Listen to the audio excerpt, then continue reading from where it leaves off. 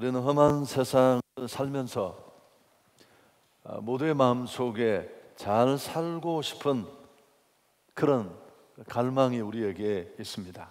특별히 우리가 살고 있는 이 시대는 정말 마지막 시대입니다.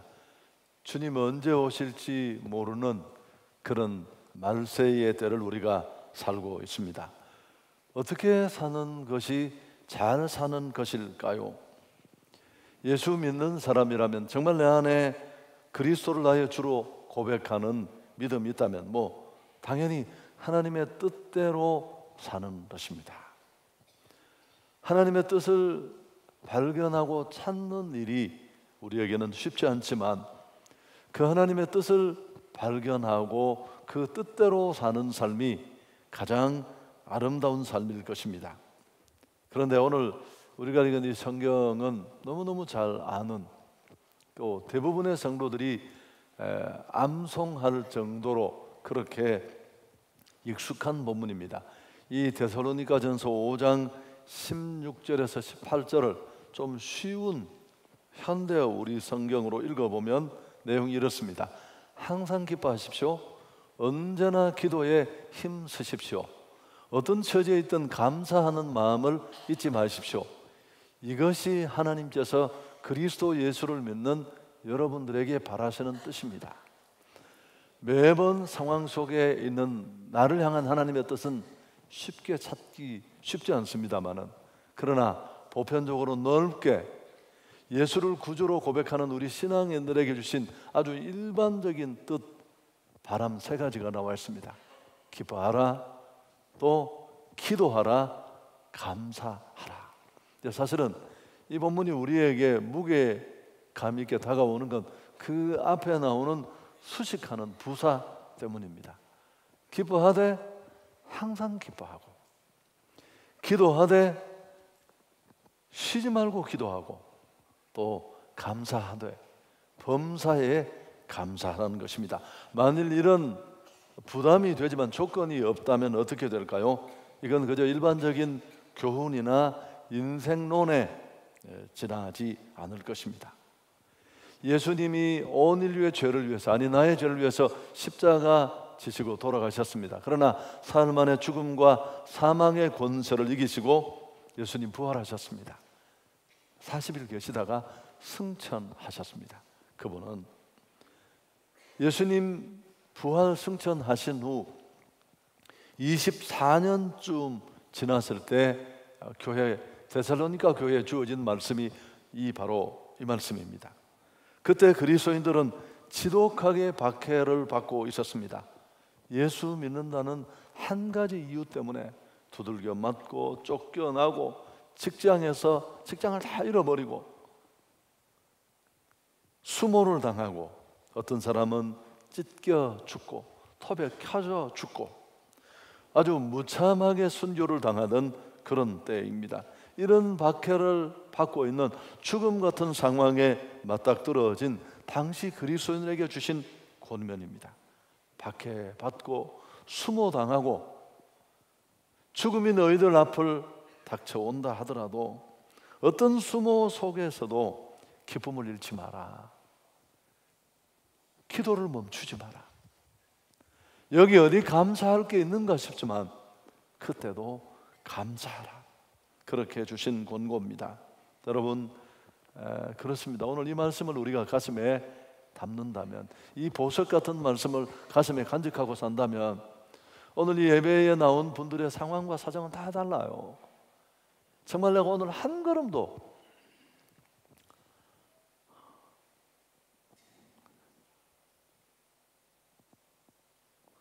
내 힘으로 걸을 수도 없는데 억지로 내가 그래도 예배 드려야지, 그런 마음으로 나온 분들도 계실 겁니다. 오늘 이 말씀, 이 보석 같은 말씀을 너무 잘 안다고 또 뻔한 얘기가 될지 모르지만 주마간산적으로 넘기지 마시고 가슴에 남고 어떤 상황과도 맞서서 승리할 수 있기를 축복합니다. 첫 번째는 항상 기뻐하라. 16절, 항상 기뻐하라. 여러분, 기쁨은 기독인의 표지입니다. 내가 예수 믿고 하나님이 내 안에 계시다는 확실한 확증입니다. 힘들고 어려워도 웃을 이유 요만큼도 없는데 그래도 내가 표정을 고치고 기쁨으로 반응할 수 있다는 것은 내 안에 상황을 뛰어넘어 그런 기쁨을 가능케 하신 분이 실제로 계신다는 분명한 증거요 표시입니다. 우리는 과거 어느 때보다 더 많은 자유를 누리고 있습니다. 행동에 거의 제재가 없을 만큼 우리는 자유롭게 살고 싶습니다. 하고 싶은 것, 가고 싶은 것, 또 생각하는 것 다 마음대로 할 수 있습니다. 근데 충격적인 사실은 이런 엄청난 자유와 축복을 누리고 마음대로 살고 있는데도 정작 기쁨이 없다는 겁니다. 마음 깊은 곳으로부터 나오는 진정한 기쁨이 우리 시대에 많지 않습니다. 우울해하고 힘들어하고 상황은 좋아졌는데 그럼에도 불구하고 바울은 우리가 기쁨으로 살 것을 말씀합니다.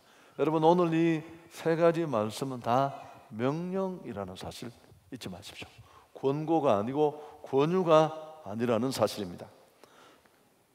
매번 설명합니다만 성경이 오늘 우리에게 말씀하시는 이 기쁨은 항상 기쁨이에요. 항상.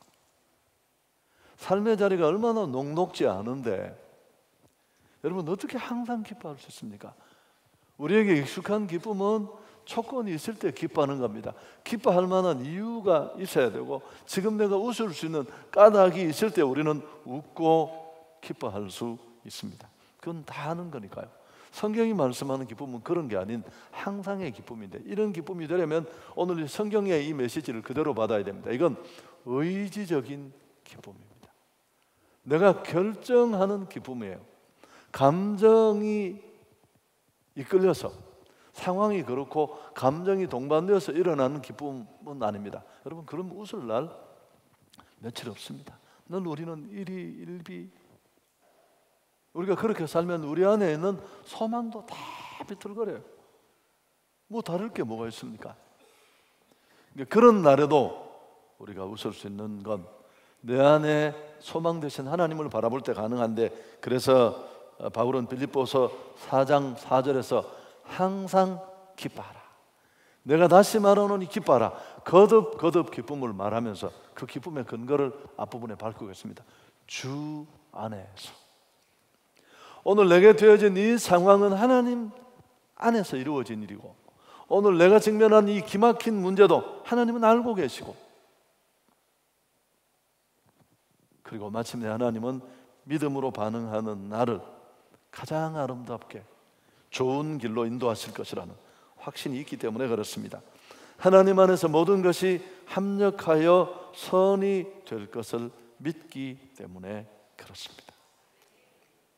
그래서 눈을 딱 뜨는 순간 지난밤에 했던 그 고민, 죽을 것 같은 상황이 내 기억보다 더 빨리 돌아와서 내 마음을 딱 차지하고 있을 때 여러분 이 감정 따라가면 우리는 웃을 수 없어요. 선택하는 거죠. 그래, 하나님이 계시고 살고 죽는 것은 주의 손에 있고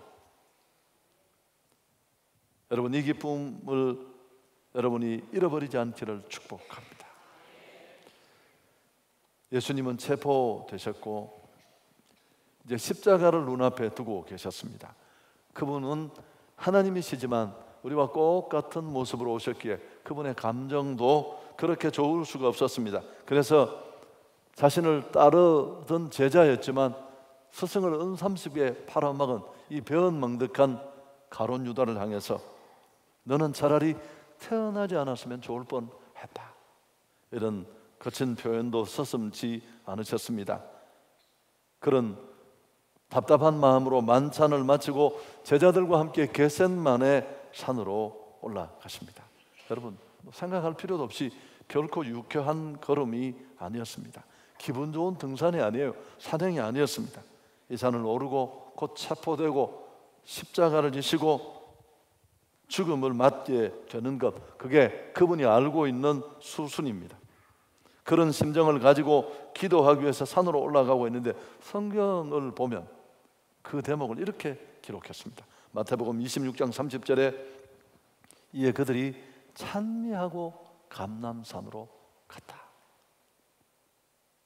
여러분, 이게 어떤 기쁨이었을 것 같아요? 너무 우울해. 상황이 정말 죽음이 딱 눈앞에 닥친 상황인데 그 상황에서 예수님 일행은 찬미를 선택한 거예요. 아멘 하시면 좋지 않겠습니까? 이것도 결정하는 거예요. 아멘도. 아멘. 천사가 옆에서 아멘 해주는 게 아니라 여러분 매일매일, 그래서 도저히 웃을 수 없고 기뻐할 수 없는 상황에 기뻐할 수 있기를 바랍니다. 생득주페리가 그 야간병이라는 책을 쓴 생득주페리가 스페인 그 운동에 반란에 뭐 개입이 되어서 갇혔어요. 바로 총살이에요. 그 다음 날. 그래서 너무 이제 전혀 길이 없는데 그 중간에 좀 과정이 있습니다만 어쨌든 간수들이 아무도 쳐다보지도 않아요. 뭘 불러도. 그래서 한번 웃었습니다. 억지로 기쁨을 모아서. 그러더니만 간수가 가까이 다가오더래요. 이런저런 얘기 주고받게 되었고, 아이가 있느냐?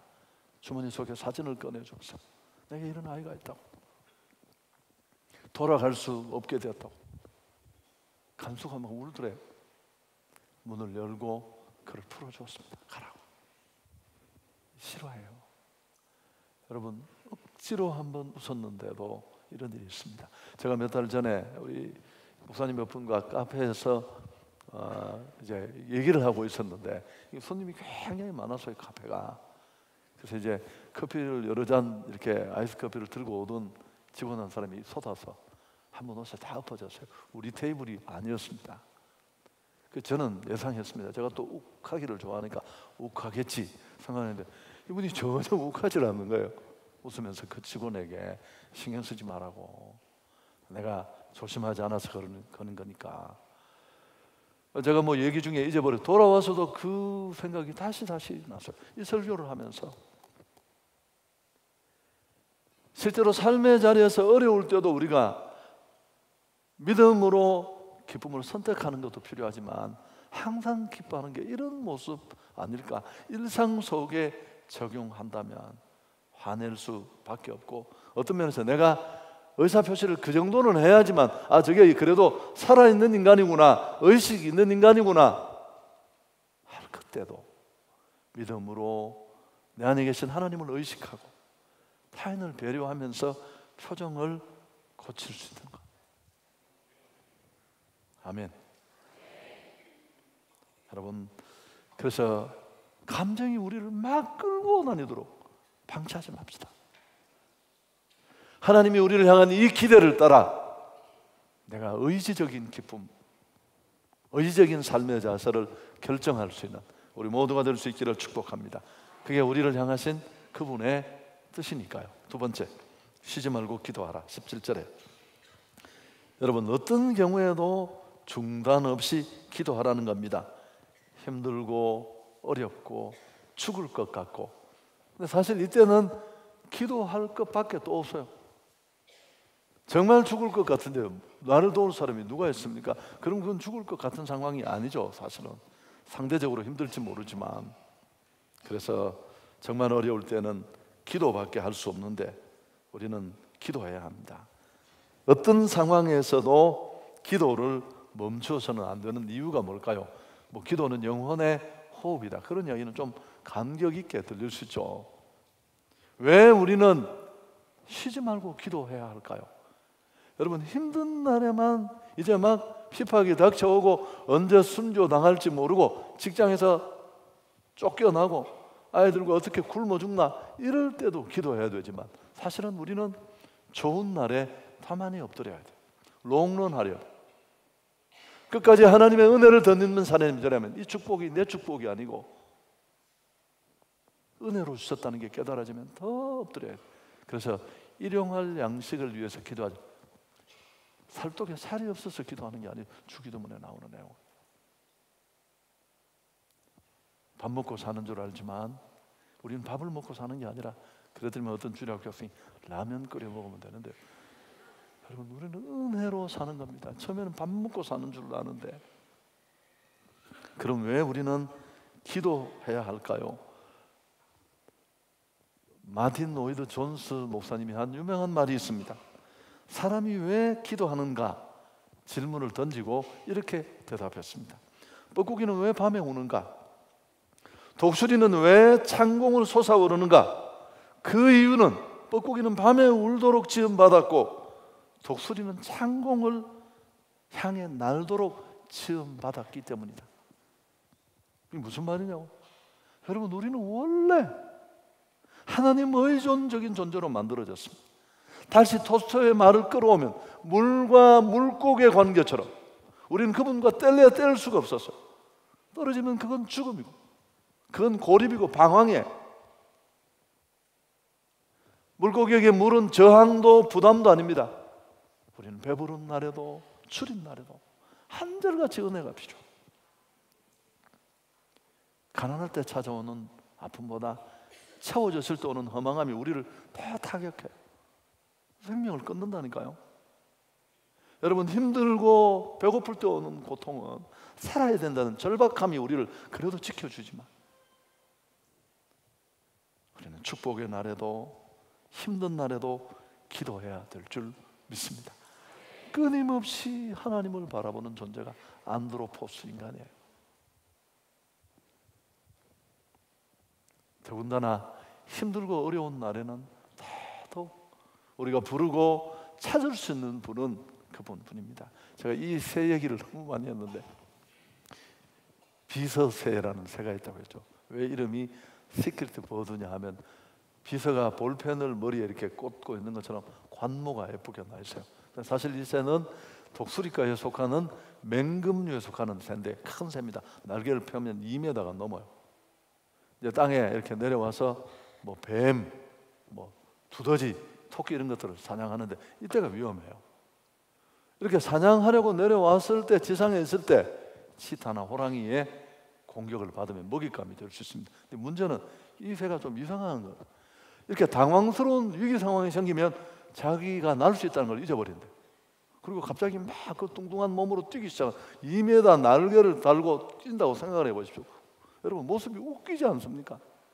당연히 110km, 120km 달리는 이런 맹수들에게 먹잇감이 될 수밖에 없습니다. 여러분, 어떤 면에서 우리에게 고난이 당하고 죽을 만한 상황에 던져졌다는 건 기도하라는 신호예요. 야, 너 인공호흡이 필요할 때야. 그때도 내가 날개를 있다는 것, 부를 수 있는 하나님이 있고 생사화복이 그의 손에 있고, 기도하면 하나님이 다 들어주신대.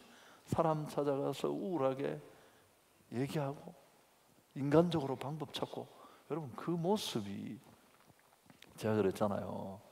청년 하나가 와서 자기는 얼굴도 네모로 생겼고 학벌도 없고 물려받은. 그래서 야야야, 됐다. 아무튼 네 이야기 머리 아프니까, 네가 예수를 믿긴 하냐? 내가 청년에 쭉 하는 거 모르십니까? 아니 임마, 예수를 믿느냐고. 정말 우리에게는 아버지가 두 분이 계신다. 네 땅의 아버지는 시시하는지 모르겠는데 네 하늘 아버지는 모든 것을 손에 쥐고 계신 분이다. 너 한번 기도해봤나? 진지하게. 여러분, 기도의 날개를 펼 수 있기를 축복합니다. 제가 이때 맨날 부르는 상, 거친 파도 날 향해 와도 주와 함께 날아오르리.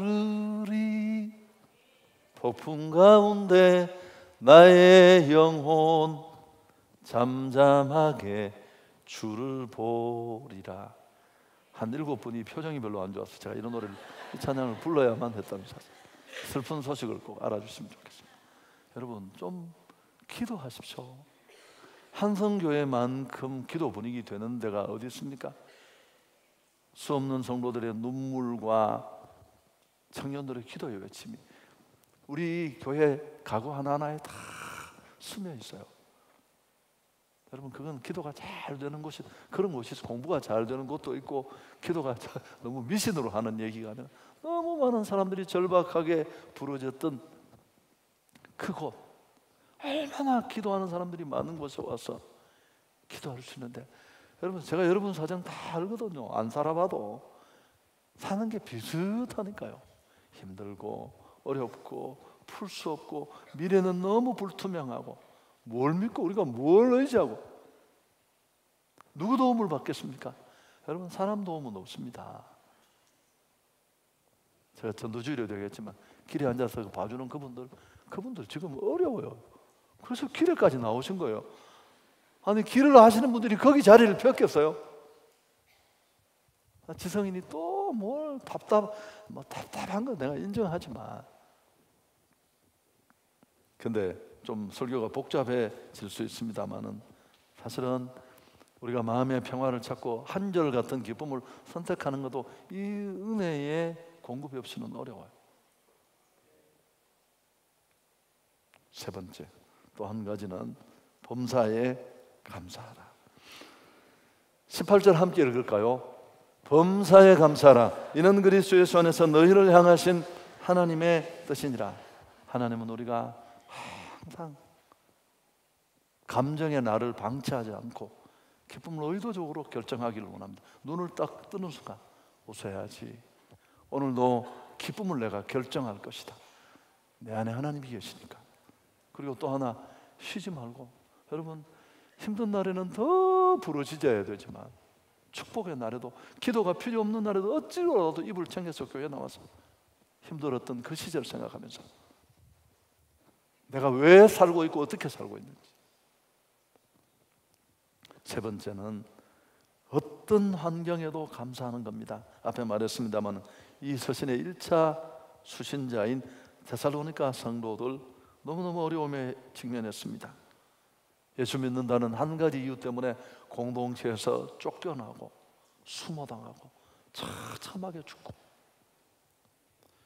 도망자로 내몰리고, 이런 상황 속에서 얼마든지 하나님을 향해 불평할 수 있습니다. 원망할 수 있습니다. 내가 예수 믿은 죄 말고, 내 신앙을 배반하지 않은 이유 말고 내가 무슨 이유로 이런 고통을 당하느냐고 얼마든지 항거할 수 있을 것입니다. 그런 날에도 감사하는 것입니다. 그게 범사에 감사합니다. 하나님은 선하십니다. 하나님은 옳으십니다. 그 사실을 인정할 때만 가능합니다. 여러분, 돌아보면 오늘 모든 죄는 감사하지 않은 데서부터 출발했습니다. 하나님이 만드신 최적의 완벽한 환경이 에덴이었습니다. 그 에덴에 다 있었어요. 하나님, 생명, 축복, 행복, 복된 삶이 있었는데 인간은 사단의 꼬임에 넘어가서 감사하고 하나님을 인정해야 될 때 오히려 불평하고 원망하다가 온 인류가 낙원을 잃어버리고 이 고통 속에 있습니다. 여러분, 간단해요. 하나님을 내 삶에서 밀어내는 건 간단합니다. 불평하시면 돼요. 감사는 하나님이 하신 것을 했다고 인정하는 것입니다. 제임스 맥도널드의 선언입니다. 불평하기 좋아하는 사람은 광야에서 인생을 보내게 된다. 그렇지만 감사는 작은 감사지만 그 감사는 나를 더 큰 축복으로 인도합니다. 어느 여집사님이 계셨는데 결혼식 첫날부터 이분은 어려웠어요. 시집을 가는 날 첫날 밤에 신랑이 친구들하고 올려서 신혼방에 기다린다 안 들어와서 독수공방해서, 신랑이 그만큼 술을 좋아하고 사람은 착한데 결심도 약하고, 그 인간하고는 살기가 어려운데 10년을 살았는데 술구덩이에 빠져서 고통받고 눈물 흘리며 기도됐고 기다리다 안 돼서 이제 이혼을 하는 것밖에 내 고통을 줄이는 방법이 없겠다라고 결정을 했어요. 이제 신랑이 그렇게 삶을 사니까 맞벌이 하면서 그렇게 사는데 직장에 갔더니만 신우의 동료가 이 사정을 조금 알았습니다. 그래서 어제 내가 목사님 설교 들었는데 감사하면 그래도 감사하면 하나님이 그 감사 기도를 듣고 그대로 응답해 주신다고. 우리 점심 식사 빨리 하고 한 20분이라도 감사하면서 기도하자. 그래서 마지막 지푸라기라도 잡는 마음으로 감사했어요. 근데 이 인간을 두고 감사를 하니까 감사할 게 하나도 없어요. 그래서 하나님, 술 잘 먹는 신랑 주셔서 감사합니다. 그래도 성질이 못 됐지는 않습니다. 이게 못 됐으면 어디 쓰겠어요. 착한 거는 또 있어요. 맨날 독수 공부하는 거 감사합니다. 그래도 아들, 딸 낳아서 감사합니다. 뭐 이런 감사를 했어요. 맨날 2달, 3달 별로 진전도 없는데. 근데 이제 부인이 이런 신랑을 보면 좋을까요, 안 좋을까요? 그렇습니다. 누가 그러더라, 누구 안 보면 소리 없는 망치로 뒤에서 딱 때려가 죽이고 싶죠. 그랬을 것 같아요. 내가 어떤 분 얘기를 그런 신랑인데, 내가 저 인생 만나서 내 인생 다 틀어지고 처녀때 꿈은 다 개꿈이 되고 뭐 그런 생각이 얼마나 동창회 가도 짜증나고 그랬을 거 아니에요. 근데 이렇게 계속 감사하며 기도를 하다가 집에 와서 어느 날 이 인간 뒷꼭지를 보니까 밉지가 않더래요. 그래서 기도가 과연 무섭긴 무섭구나 싶어서 이제 주일날이 되어서 머리 감고 뭐 옷 입고 예배 드리러 가려고 하는데 남편이 그러더래요. 당신은 어디 가느냐? 그래서 짜증나죠. 뻔히 알면서 아니 어딜 가긴 어딜 가요? 교회 가지. 그러니까 나도 갈까? 지금 나 약 올리느냐고 당신. 그 신랑이 따라왔어요. 따라와가지고 그날 예배당에 쫓아왔는데 아마 우리 한성교회처럼 이렇게 은혜가 있었던 것 같아요. 남편이 울고 자기만 바라보고 사는 그 아내를 힘들게 했다는 사실 회개하고 새 사람이 되었다고 합니다. 여러분, 축복받는 삶이 뭐 별거 아니에요. 뭐 대단한 무슨 기도 많이 하는 40일 금식을 3번 해서 지금 생명이 왔다 갔다 하고 목소리는 완전 뱀장수 이런 수염도 안 까고 원장님이 나와가지고 네 눈을 찌르고 주머니에 무슨 이런 종이를 넣어주면서 당신 말씀입니다. 이걸 베개 밑에 넣어두고 맨날 보고 뭐 그래야 축복이 온다고 생각. 여러분 그런 거 없습니다. 이미 주신 축복들 기억하고 감사하십시오. 그리고 정말 불평하고 싶은 것도 보지 못하고 듣지 못하고 말하지 못했던 헬런 켈러 3일 동안만 볼 수 있다면 이라는 글에서 이렇게 말했습니다. 내가 만일 사흘간 볼 수 있다면 첫날에는 나를 가르쳐준 설리반 선생님을 찾아가 그분의 얼굴을 바라보겠습니다. 둘째 날에는 새벽에 일찍 일어나 먼 동이 터오는 모습을 보고 싶습니다. 저녁에는 영롱하게 빛나는 하늘의 별을 보겠습니다. 셋째 날에는 아침 일찍 큰 길로 나가 부지런히 출근하는 사람들의 활기찬 표정을 보고 싶습니다. 점심때는 아름다운 영화를 보고 저녁에는 화려한 네온사인과 쇼윈도의 상품들을 구경하고 저녁에 집에 돌아와 사흘간 눈을 뜨게 해주신 하나님께 감사의 기도를 드리고 싶습니다. 이 헬렌 켈러의 기도를 보고 뭐가 느껴지십니까? 여러분 너무너무 평범한 것들입니다. 우리가 그냥 당근이지 하고 지나가는 것, 아침이 밝아오는 것, 건강하게 잠들어 누워있는 남편과 아내, 아이들, 좋은 집은 아니지만 내가 몸을 두고 살 수 있는 집이 있고 참질 수 있는 신앙과 교회가 있고 오늘도 내 건강한 발로 들것이 있지 않고 내가 좋은 차는 없지만 걸어서라도 이 예배당에 나올 수 있는 것, 여러분 다 감사의 거리인 줄 믿습니다. 감사하십시오. 남편 돈 많이 못 번다고 투박하지 마십시오. 혼자 한번 살아보시겠습니까? 여러분 다 돌아보면 당신에게 남편이 있다는 뜻이고 감사하고자 마음 먹으면 너무너무 많습니다. 말씀을 정리하고 마치겠습니다. 사랑하는 여러분, 우리 모두는 하나님의 자녀들입니다. 하나님의 자녀는 내 뜻이 아니라 하나님의 뜻을 고민해야 됩니다. 사실 오늘 이 기도한다는 이 단어의 원문은 자기 필요를 위한 기도가 아니에요. 하나님의 뜻을 찾기 위한 기도입니다.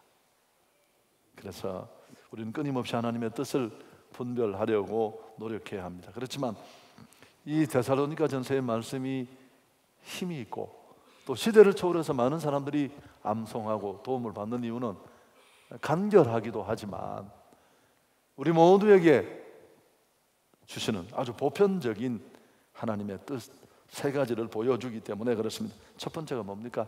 항상 기뻐하는 것. 더 이상 감정의 상황에 우리를 맡기지 마십시다.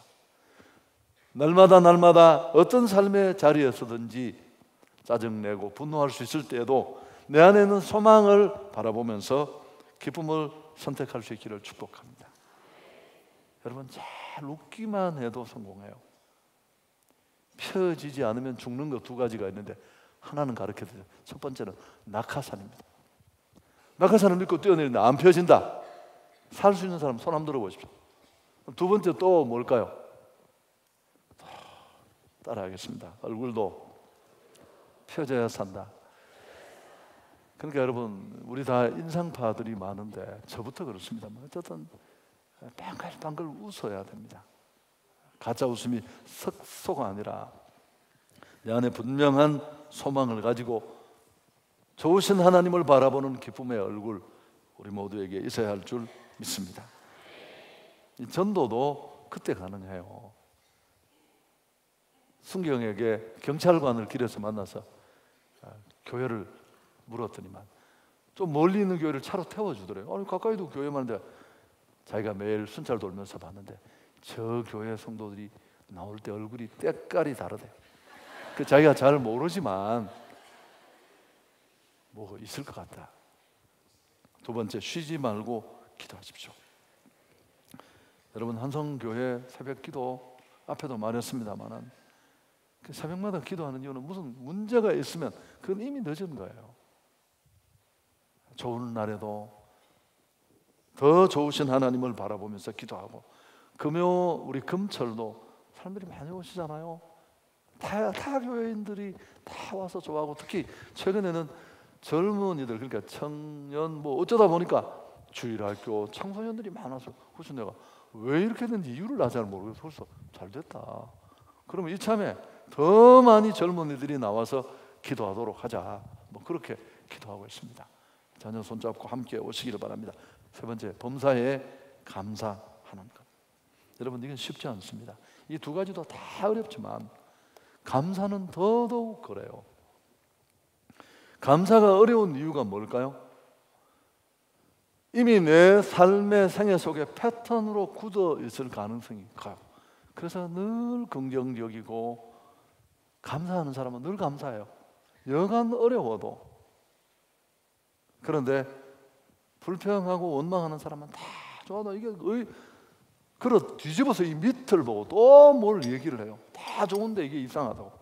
여러분, 이게 자기 몸에 이미 굳어 있는 것입니다. 이건 우리만이 아니라 이스라엘도 마찬가지입니다. 하나님이 이스라엘을 선택해서 축복의 땅을 향해 가는데 광야에서 다 죽었어요. 2주 길어도 한 달이면 갈 수 있는 곳인데 40년을 뺑뺑이를 돌았습니다. 여러분, 40년은 한 세대가 다 죽는 거예요. 이게 뭘 의미할까요? 우리 안에 이 길들여진 잘못된 이런 습관은 이미 굳어져서 쉽게 바꾸기, 이 설교 한편으로 절대 안 돼요. 훈련이 필요합니다. 훈련. 여러분, 이스라엘의 3대 절기가 다 감사절기라는 사실. 다음 주일이 맥추절, 추수감사절, 다 감사절기예요. 억만금을 하나님이 우리에게 주시더라도 감사를 내 몸에 실천하지 못하면 깡통 찬 거야. 감사가 내 제2의 천성이 될 때까지 훈련할 수 있기를 축복합니다. 자녀들도 가르쳤으면 좋겠어요. 자녀들이 그렇잖아요. 뭐 최근에 이런 게 있더라고요. 좀 우리가 서구화되면서 애들이 생일을 꼭꼭 챙겨요. 챙기면서 엄마 아빠를 협박하는 거, 생일날 뭐 할 거냐고. 여러분, 이거 내가 딱 얘기를 듣다 보니까 우리 집 얘기는 아닌데 이거 그냥 둬서는 안 되겠다. 아니 생일날 저희들이 무슨 선물 청구할 그런 자리에 있습니까? 생일날 와서 더 선물 사와서 돈 20만 원 봉투에 넣어서 코를 땅에 콧대가 무너지도록 감사합니다. 저 같은 걸 이 땅에 나게 해주신 거 너무 고맙습니다. 그래도 우리가 차려놓은 영수증 내보면 그 금액에 턱없이 부족한데 무슨 세금 받을 수 있는 것처럼 그렇게 잘못 가르쳐. 아니 그렇게 생일날 더 나를 그 뼈가 돌아가면서 낳아주신 어머니 아버지 앞에 와서 나를 존재케 하신 이유 하나만으로도 너무 고맙습니다. 그래야 되는데 무슨 빚 받으러 온 사람처럼 왜 선물이 늦게 오느냐 뭐 글쎄 뭔가 좀 필요한 것 같아요.